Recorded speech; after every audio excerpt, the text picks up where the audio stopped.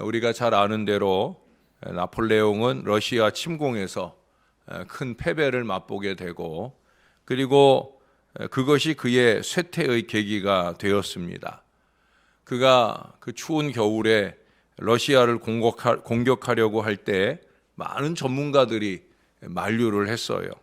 특별히 그 해는 다른 때보다 더 추우리라고 하는 그런 예측이 있었습니다. 왜냐하면 철새들이 다른 때보다도 훨씬 빨리 이동을 시작했다는 거예요. 하나님께서는 그렇게 만물을 통해 꼭 징조를 보이시는데, 이런 이유 등으로 인해 침공을 연기할 것을 조언을 받았는데, 그러나 나폴레옹은 콧방귀를 뀌었다는 거죠. 힘없는 인간의 충고가 나에게 무슨 필요가 있단 말이냐, 나는 한다면 할 수 있다 하는 생각으로 그는 자기의 생각을 밀어붙이게 됩니다. 결국 그는 이 교만과 고집 때문에 수많은 인명을 추위 속에서 쓰러지게 했고요. 자신의 사전에 불가능이 있다는 사실을 뼈저리게 아마 느꼈을 거예요. 그리고 그것을 느끼고 후회할 때는 이미 늦어버리고 말았다라고 하는 거죠.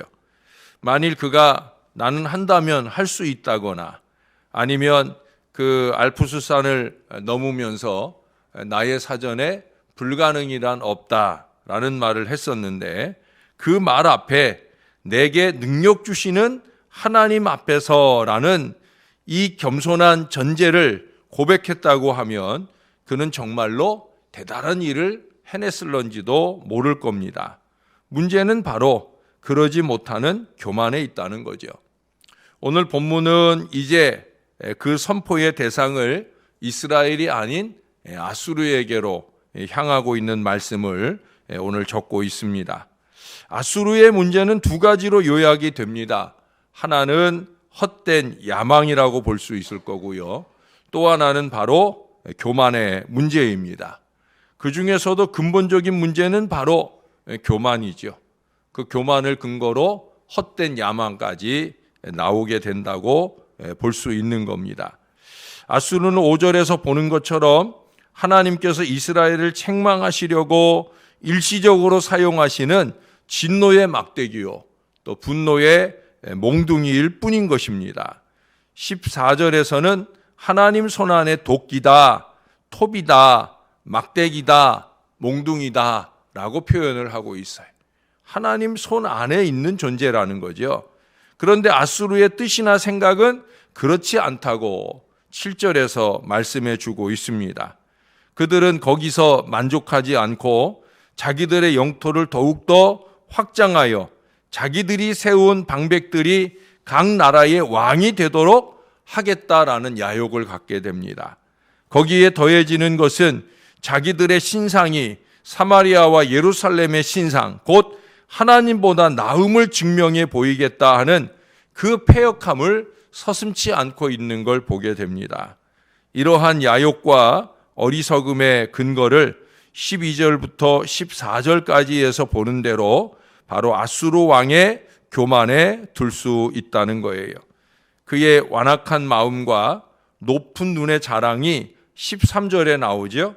그의 말에 나는 내 손의 힘과 내 지혜로 이 일을 행하였나니 나는 총명한 자라. 이 착각과 어리석은 교만이 더욱더 잘 드러나는 모습을 보게 됩니다. 하나님께서 하신 일을 자신의 능력과 지혜로 다 해낸 듯, 또 그러한 자신의 능력과 지혜로 그 모든 일을 아주 손쉽게 해냈다고 건방을 떠는 모습을 보게 됩니다. 그러나 분명한 것은 그 다음에 15절에 말씀하잖아요. 도끼는 찍는 자에게 스스로를 자랑할 수 없다는 거죠. 톱이 그 톱을 켜는 자에게 스스로 큰 치 할 수도 없다는 얘기예요. 막대기나 몽둥이가 자기를 드는 사람을 움직이거나 들 수는 없다라고 하는 겁니다.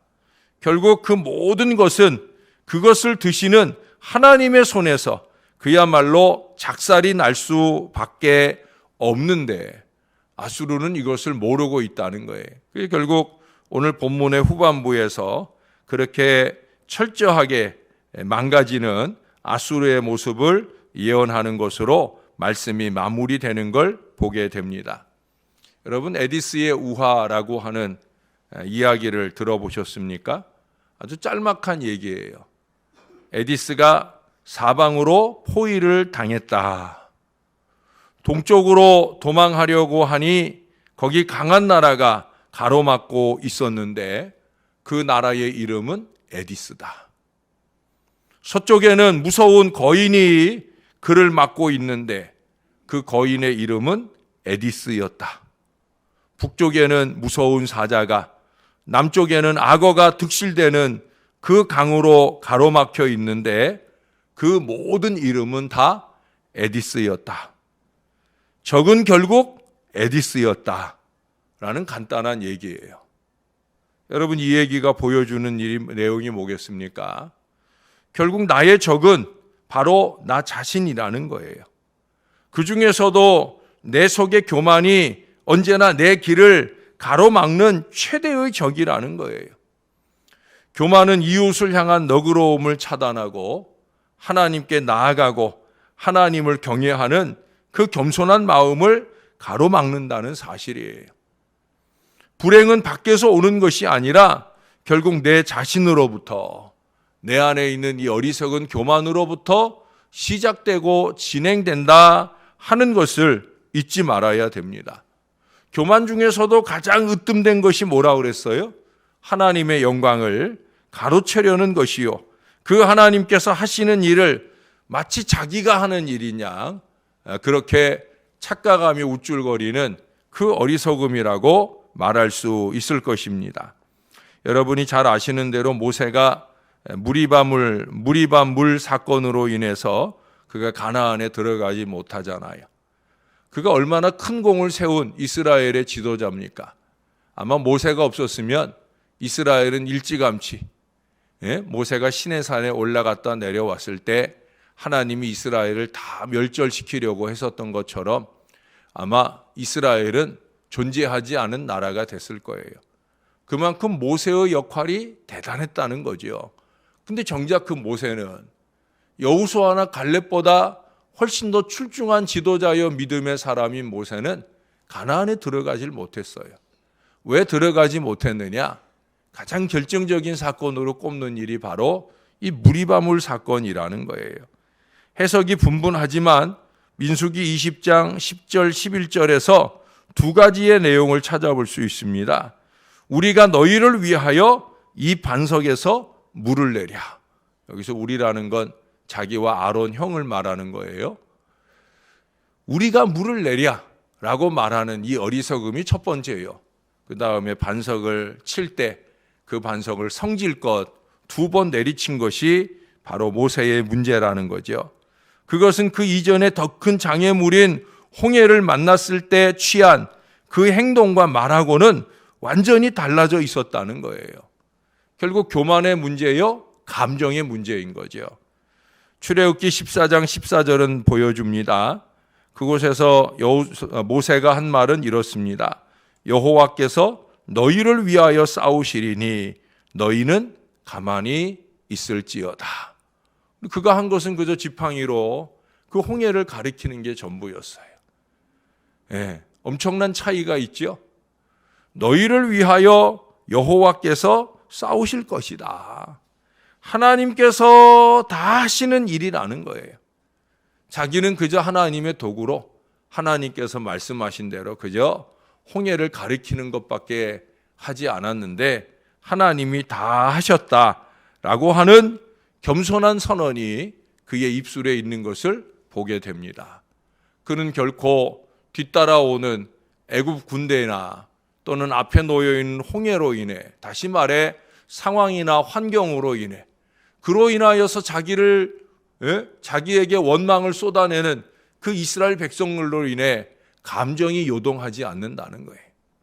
교만이나 감정이 꿈틀거리지 않을 때 그는 가장 신앙적인 지도자로서 하나님의 뜻을 나타내고 있어요. 사랑하는 여러분, 여러분들이 부족한 종을 위해 기도하실 때도 늘 그런 기도를 해주셔요. 우리 목사님이 상황이나 환경이나 사람에 의해서 요동하지 않는 하나님의 일꾼이 되게 해달라고. 이게 언제나 지도자의 가장 큰 숙제가 아닐 수 없지요. 그것은 저에게만 아니라 여러분에게도 마찬가지입니다. 사랑하는 여러분, 교만은 정말로 패망의 지름길입니다. 우리가 할 수 있는 일은 아무것도 없다는 거예요. 저의 설교도 여호와의 말씀입니다. 하나님께서 여러분들의 심령에 감동을 주시는 거예요. 저는 그래서 여러분들이 다 하나님이 주시는 감동으로 은혜 받기를 소원합니다. 하나님이 은혜 주실 때, 은혜 받을 만한 때인 그때에 은혜 받으시는 하나님의 사람들이 되시기를 바랍니다. 그리고 주시는 그 말씀으로 인해 하나님 앞에 더욱 겸손해지시고 우리 하나님께 온전히 충성하실 수 있다고 하면 그것이 저와 여러분들의 기쁨이 되어지리라 믿습니다. 아니, 하나님은 더 큰 기쁨과 은혜와 형통의 역사를 이 한 해 동안 우리에게 베풀어 주실 줄로 믿습니다. 첫째도 겸손이요, 둘째도 겸손입니다. 은혜는 낮은 곳으로 흐르기에 그 겸손한 마음이 더 많은 은혜를 받을 것이요, 은혜 받은 심령이 이루지 못할 일은 없는 이 하나님의 축복이 올 한 해 저와 여러분 안에 넘치게 되기를 우리의 구주 되시는 겸손의 모범이 되시는 예수 그리스도의 이름으로 축원합니다. 기도하겠습니다.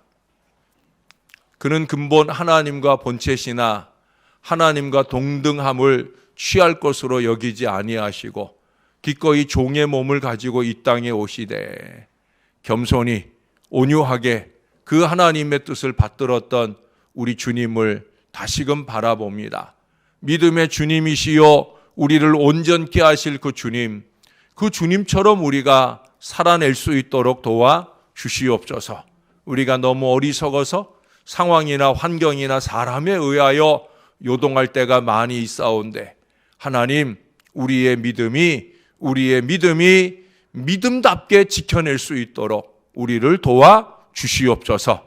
으뜸된 믿음의 태도는 겸손인 것을 잊지 말게 도와주시고 마음을 낮추고 삶의 자세를 낮추어 하나님의 주시는 바 큰 은혜로 은혜의 말씀으로 채움받기를 간절히 소원하는 겸손한 백성들이 되게 하여 주시옵소서. 하나님이 하시는 일이다. 늘 이 고백을 놓지 말게 도와주시고 하나님의 은혜에 합당한 영광을 올려드리는데 언제나 적극적인 열심으로 노력하는 하나님의 사람들이 되게 하여 주시옵소서. 오늘도 교회를 위해 애쓰고 수고할 손길들을 축복해 주시고 하나님이 온전히 영광을 받으시옵소서.